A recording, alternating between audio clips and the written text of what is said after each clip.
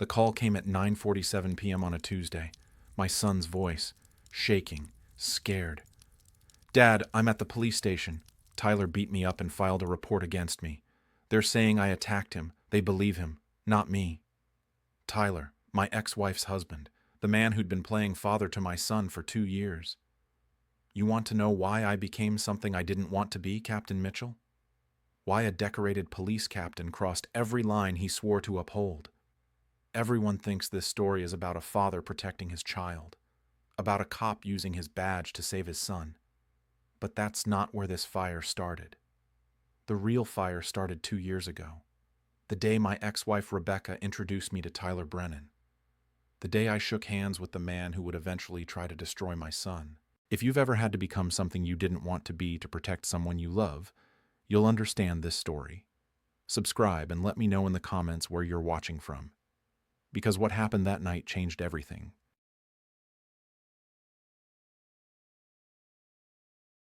My name is James Crawford. I'm a police captain, 23 years on the force, decorated, respected, the kind of cop other cops look up to. I've seen everything, dealt with the worst humanity has to offer. Violent criminals, corrupt officers, people who hurt children and sleep fine at night. But nothing prepared me for that phone call. I was at home. Late shift paperwork spread across my kitchen table. Coffee going cold. The kind of quiet Tuesday night where nothing happens. Then my phone rang. Connor. My 16-year-old son. "Dad?" His voice cracked. Not the normal teenage voice. Something broken in it. "Connor, what's wrong?" "I'm at the police station." He was trying not to cry. "Tyler beat me up. He filed a report. He's saying I attacked him." "Dad, they believe him. They don't believe me." Something inside me went still. Not rage, not shock, just stillness. The kind of calm that comes before violence. "Which officer?" I asked. "Sergeant Hayes." I closed my eyes. Hayes, a 20-year veteran who'd learned early that paperwork beats truth every time. "Connor, listen to me. Don't say anything else. Not to Hayes, not to anyone. You understand?" "Yes, sir." "I'll be there in 20 minutes. Sit tight." I hung up. For 10 seconds, I just sat there, staring at my paperwork, at my coffee, at the quiet life I'd built after the divorce. Then I stood up, walked to my closet, and reached for my uniform. I didn't call a lawyer, didn't call Rebecca, didn't call anyone. I just put on my captain's uniform, every button, every badge, every piece of armor I'd earned over 23 years, because I knew what I was about to do. The drive to the station took 18 minutes. I didn't speed, didn't run lights, just drove with that same terrible stillness. When I walked through those doors, every officer turned. Some knew my face. Others recognized the silence that followed me. Sergeant Hayes looked up from his desk. I saw it immediately. Fear before recognition. "Captain," he stammered, half standing, not sure whether to salute or run. I walked past him, straight to the holding area. Through the window I could see Connor, sitting on the bench, head down, backpack at his feet, and his face, his beautiful face, swollen, bruised, one eye nearly shut. But it wasn't the bruises that made my stomach turn. It was how he sat, shoulders hunched, like he'd done something wrong, like he was the guilty one. I've been a cop for 23 years. I know what real violence looks like. I know the difference between a fight and an assault. These weren't fight wounds. These were controlled strikes, practiced cruelty. The kind that leaves just enough evidence to make the victim look guilty. The kind men like me are trained to recognize. I walked back to Hayes's desk. "Give me the report." His hands shook as he handed it over. I read it twice. Connor Crawford, 16, attacked stepfather Tyler Brennan without provocation. Aggressive behavior, unprovoked assault. Multiple witnesses confirm Brennan's account. Multiple witnesses. Tyler had brought witnesses. I looked up at Hayes. "Where's Brennan now?" "He left. Said he'd come back tomorrow to..." "Who are the witnesses?" Hayes swallowed. "His co-workers. They were at the house when..." "His co-workers." I set the report down slowly. And my son? Did you interview him? He was uncooperative. Uncooperative how? Wouldn't speak. Just kept asking for you. I nodded slowly. Release him. Captain, I can't just... I leaned forward, not threatening, just close enough that he could see my eyes. Sergeant Hayes, you're going to release my son into my custody, right now, and then you're going to go home. And tomorrow morning, you're going to start looking for a lawyer, because I'm going to find out exactly what happened here. And when I do, you're going to wish you'd asked more questions. His face went pale. 10 minutes later, Connor walked out with me. He didn't say anything, just followed me to the car, got in, stared straight ahead. I drove him to my apartment, got him settled, made him eat something even though neither of us was hungry. Then I sat him down. Tell me what happened. Everything. Connor's voice was flat, empty, the way trauma makes you sound. I got home from school around 4. Mom wasn't there. Tyler was in the living room with 3 guys from his work. They were drinking. He told me to go to my room. I did. He paused, swallowed hard. Around 6, I came out to get something to eat. Tyler was drunk, started saying stuff about you, about how you're a deadbeat, how you don't care about me, how he's more of a father than you ever were. My jaw tightened. What did you say? I told him to stop, that you're a good dad, that you work hard. Connor's voice cracked. He got in my face, pushed me. I pushed back, just once, just to get him away from me. Then what? His friends grabbed me, held my arms. Tyler hit me, 3 times, in the face, said, "Now you look like the violent one." The stillness came back, colder this time. He called 911, told them I attacked him. His friends backed him up, said I went crazy, that I started it. Connor looked at me, eyes red. "Dad, I swear I didn't..." "I know," I said. "I know exactly what happened. Because I did. I'd seen it before. The setup, the manipulation, the practiced lies. Tyler Brennan had planned this. He'd invited witnesses, got them drunk, made sure they'd back his story. Then he'd provoked my son, made him push back, and used that single defensive shove as justification for assault. Classic abuser tactic. Connor, I need you to listen very carefully. Tomorrow you're staying here. You're not going back to that house. Not until I fix this. How are you going to fix it?" I looked at my son's bruised face, at the fear in his eyes, at the shame he carried for something he didn't do. "However I have to." That night, after Connor fell asleep on my couch, I sat in the dark, uniform still on, and I started digging. I spent hours pulling everything I could find. Phone records going back 6 months. Hospital visits through old colleagues who owed me favors. Rebecca's old phone I'd kept for photos of Connor. What I found made my blood run cold. Rebecca had been to the ER 3 times in 2 years. Broken wrist, bruised ribs, concussion, all documented as accidental injuries. I'd investigated domestic violence cases for 15 years. I knew what accidents looked like.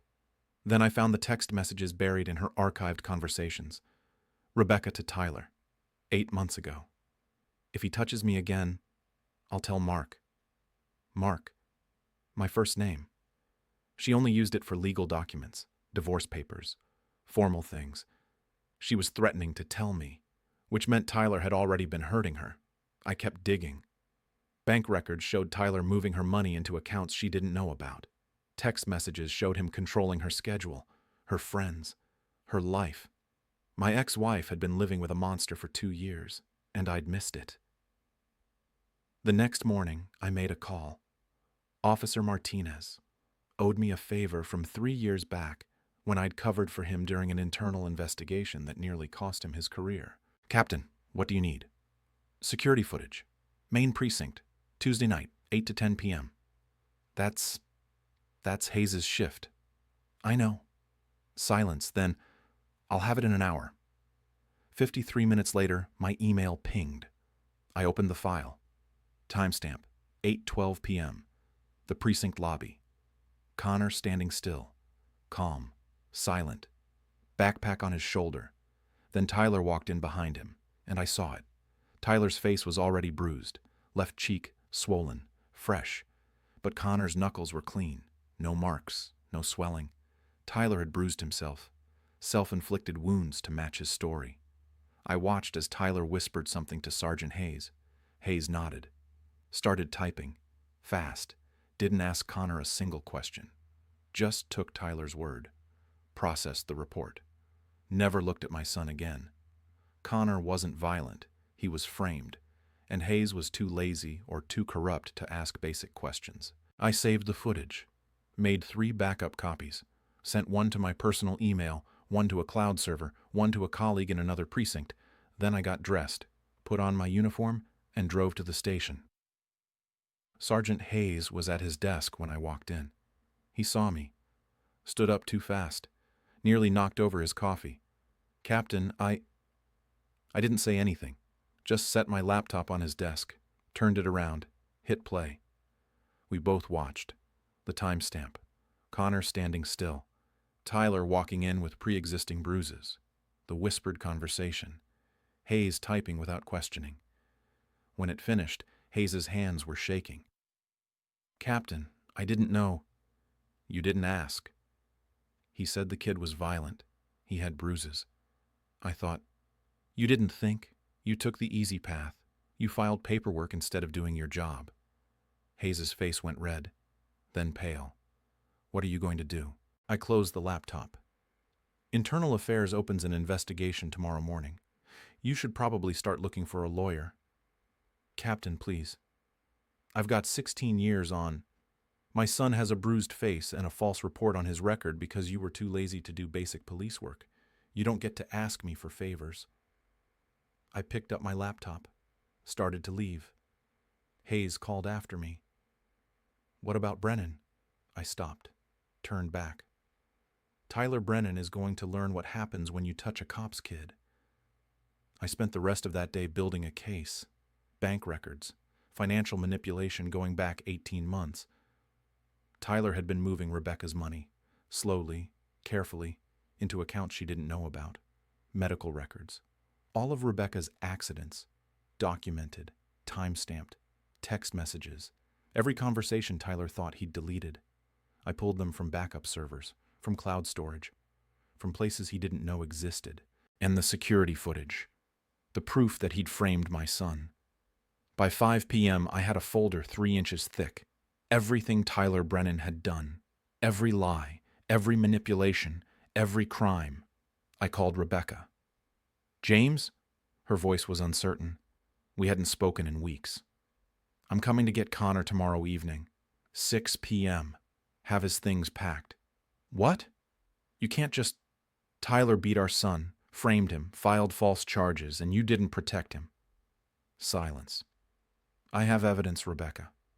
Medical records, financial documents, security footage, everything.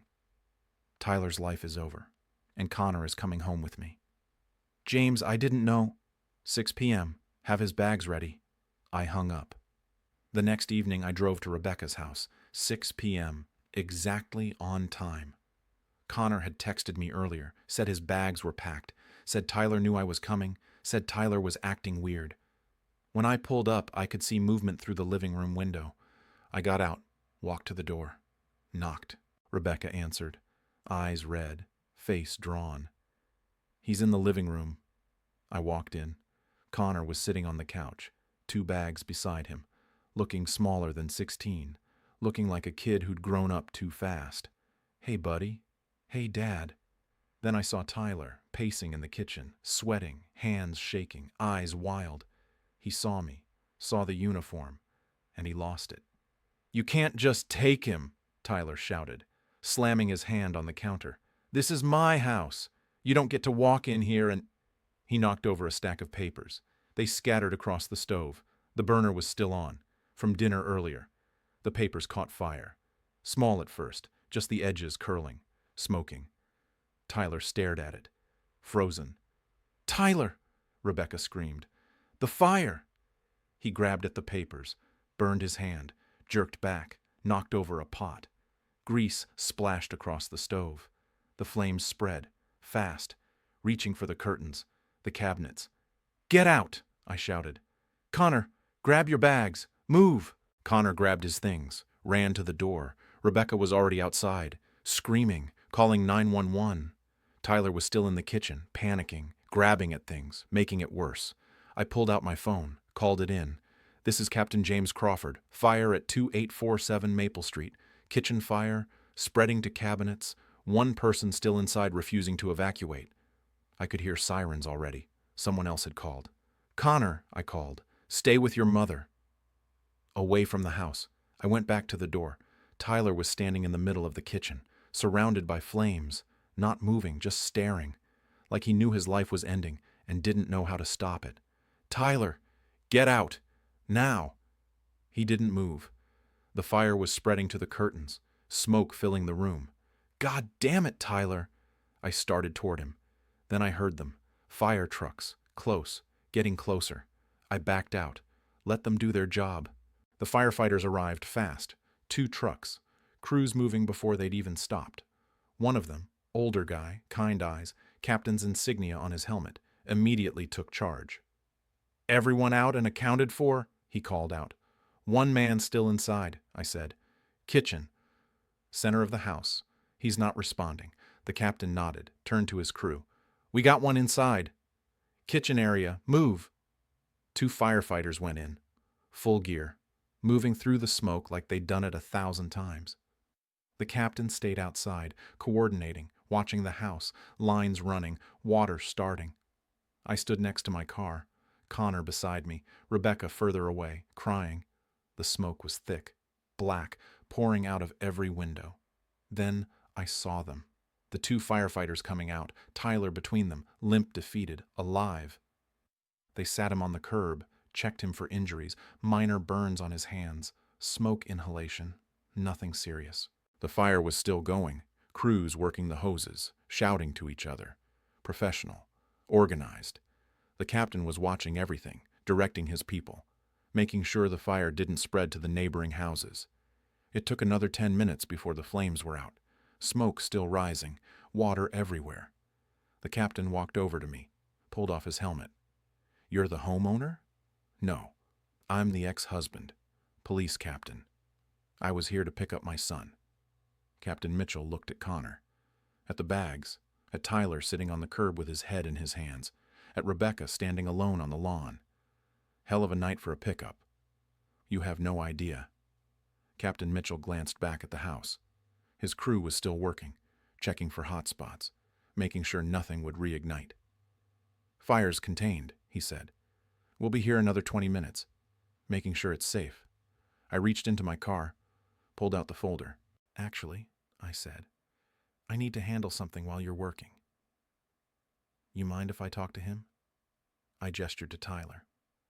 Captain Mitchell looked at Tyler, then back at me. Something in his eyes said he understood more than I'd said. "Scene is secure." "What you do is your business, Captain." I nodded. "Thank you." I walked over to Tyler. He looked up, saw me, saw the folder. His face went pale. "We need to talk," I said. I sat down on the curb next to him, set the folder between us. Tyler stared at it like it might explode. "What's that?" "Your life. Ending." I opened it, turned it so he could see. Page 1. Security footage from the precinct. Tuesday night, 8:12 p.m. Tyler looked at the still image. His face already bruised. Connor's hands clean. "You hit yourself.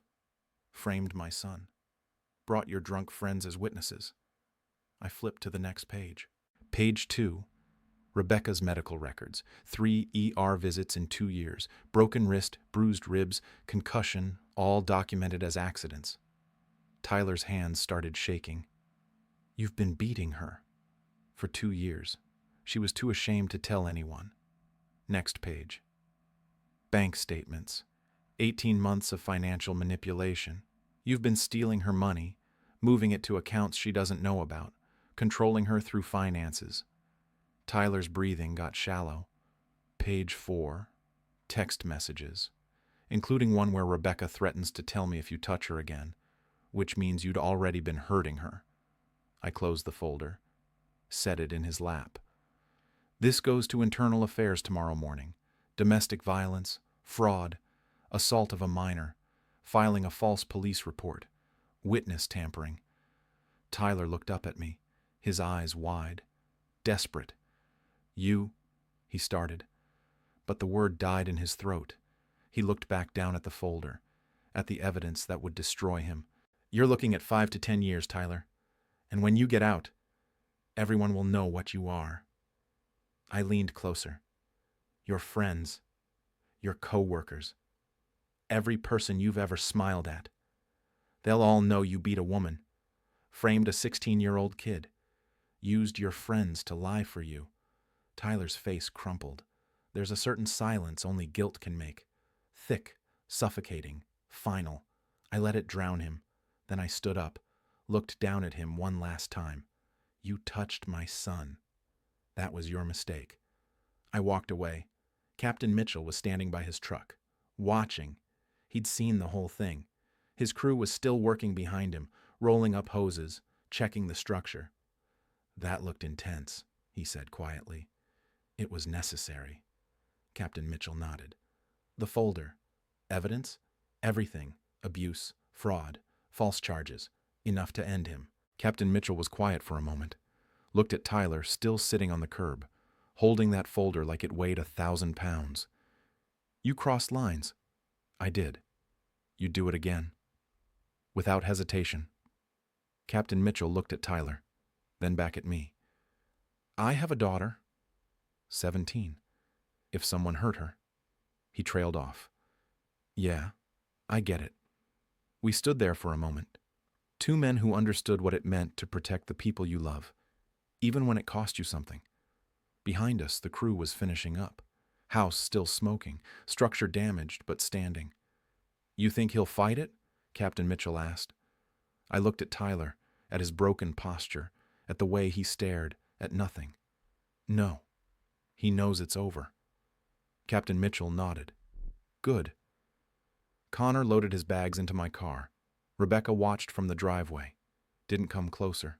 Didn't say goodbye. Just watched her son leave. As we pulled away, I looked in the rearview mirror. Tyler was still sitting there.